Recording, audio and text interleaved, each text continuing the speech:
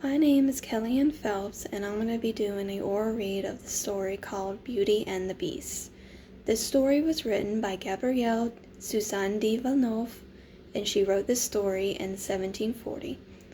The story is an inspiration off the Greek story Cupid and Psyche. Once upon a time there lived a merchant, and he had 4 daughters. The first 3 were very beautiful, but they are also very vain and mean. The youngest was more beautiful and more kind. Her name was Beauty. The merchant was very wealthy and spoiled his 4 daughters, but one day the merchant had lost his possessions in a storm, and all his wealth was suddenly gone, and the family had to live in poverty. There was good news, however. A ship had been recovered, and before the merchant left, he asked what his daughters would like. The first 3 wanted expensive clothes and jewelry, but Beauty asked for a rose since none grew in their garden. Unfortunately, the ship that had been recovered did not belong to the merchant, and he had to go home empty-handed, but got lost in the woods and stumbled upon a castle. He knocked. The door opened, but there was nobody inside. As he looked around, he saw a table full of food, and had a feeling that he was not alone in the house. But the master of the house did not want to be seen. He thanked whoever had owned the castle.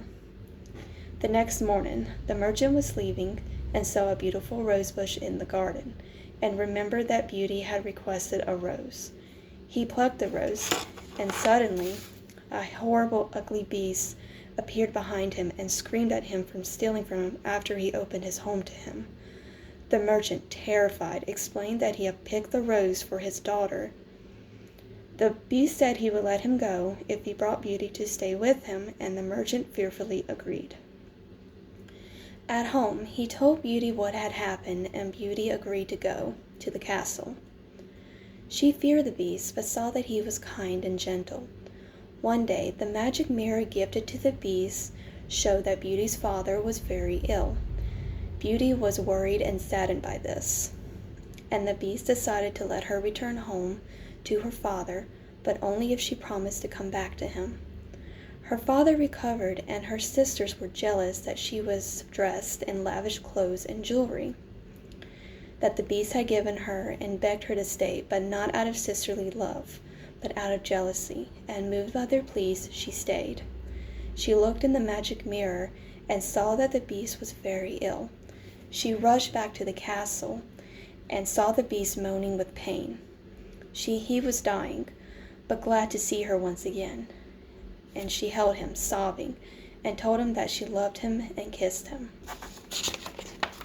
At that very instant, the beast transformed into a handsome prince. She was surprised by this, and he explained that a witch had cast a spell on him, and she broke it by kissing him. They were married and lived happily ever after.